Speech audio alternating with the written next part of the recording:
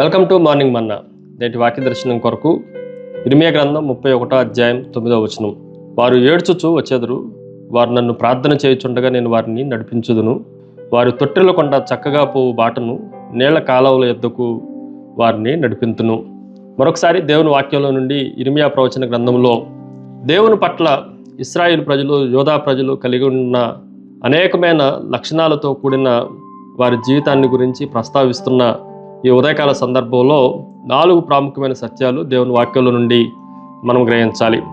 Number 1, acknowledgement of sorrow, దుఃఖాన్ని అంగీకరించుట. వారు ఏడ్చుచు వచ్చెదరు. ఈ మాటను మనం జాగ్రత్తగా ఆలోచన చేస్తే దుఃఖము, ఏడుపు ఇది పశ్చాత్తాపానికి సాదృశ్యంగా కనిపిస్తూ ఉంది.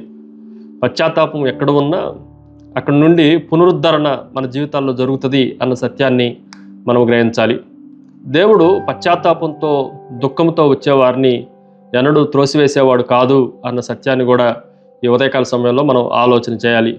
రెండో విషయాన్ని మీకు జ్ఞాపకం చేస్తాను. ఆన్సర్ టు ప్రేయర్, ప్రార్థనకు సమాధానము.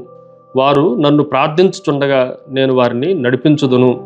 ఈ మాటను కూడా మనం జాగ్రత్తగా ఆలోచన చేస్తే దేవుడు మన ప్రార్థనలన్నింటినీ ఆలకించేవాడు. పశ్చాత్తాపంతో, దుఃఖముతో దేవుని సన్నిధిలోనికి వచ్చి ప్రార్థన చేసిన వారి ప్రతి ప్రార్థనను ఆయన ఆలకించాడు.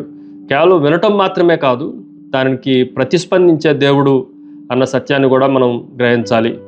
అంత మాత్రమే కాదు, సమూయేలు తల్లి హన్న చాలా దుఃఖంతో ప్రార్థన చేయగా ఆమె మొరను వినటం మాత్రమే కాదు, సమూయేలును ప్రతిస్పందనగా దేవుడు అనుగ్రహించటం కూడా ఈ వచనంలో నుండి మనం గ్రహించవచ్చు.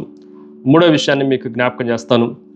అబండెంట్ ప్రొవిజన్, సమృద్ధి అయిన ఏర్పాటు. ఈ మాటను కూడా మనం జాగ్రత్తగా ఆలోచన చేస్తే నీళ్ల కాలువల యొద్దకు వారిని నడిపింతును.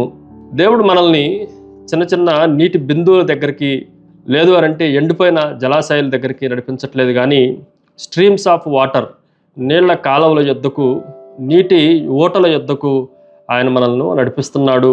ఇది సమృద్ధి అయిన జీవితానికి, సమృద్ధి అయిన సంతృప్తికరమైన జీవితానికి సాదృశ్యంగా ఉంది. ఒక మాటలో చెప్పాలంటే పశ్చాత్తాపం పునరుద్ధిస్తే, దుఃఖము దేవుని హృదయాన్ని చేసేటట్లుగా చేస్తే ఆయన ఇచ్చే బహుమానము అది మనం ఊహించిన దానికన్నా ఎక్కువగా ఉంటుంది, అది సమృద్ధిగా ఉంటుంది అన్న సత్యాన్ని ఈ ఉదయకాల సమయంలో మనం గ్రహించాలి. ఫైనల్లీ చివరిది అష్యూరెన్స్ టు వాక్, నడవటానికి హామీ. ఈ నీళ్ల కాలువల యొద్దకు, నీటి ఊటల యొద్దకు ప్రభు మనల్ని నడిపించినప్పుడు వారు తొట్టెళ్ళకుండా చక్కగా పోవు బాటను, లెవెల్ రోడ్ అని ఇంగ్లీష్లో రాయబడింది, స్ట్రైట్ రోడ్ అన్న మాట కూడా దేవుని మాటల్లో, వాక్యంలో మనకు కనిపిస్తూ ఉంది. ఆయన మనం పడిపోకుండా, మనము తొట్టెళ్ళకుండా మనం నడవటానికి ఆయనే మనకు హామీ ఇస్తున్నాడు అన్న సత్యాన్ని కూడా ఈ ఉదయకాల సమయంలో మనం గ్రహించాలి.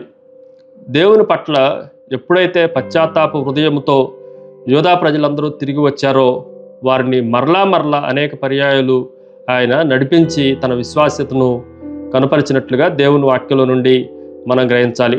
ప్రార్థన. సకల ఆశీర్వాదములకు కారణభూతులకు తండ్రి, పశ్చాత్తాప హృదయంతో నీ సన్నిధిలోనికి వచ్చిన మమ్మల్ని మీరు కనికరించి, మమ్మల్ని మా ప్రార్థనలను ఆలకించి, మమ్మల్ని ఘనముగా, బహు విస్తారముగా మమ్మల్ని ఆశీర్వదించినందుకే మిమ్మల్ని స్తుతిస్తూ ఆరాధిస్తూ యేసు నామమున అడిగి వేడుకొంచున్నాం తండ్రి.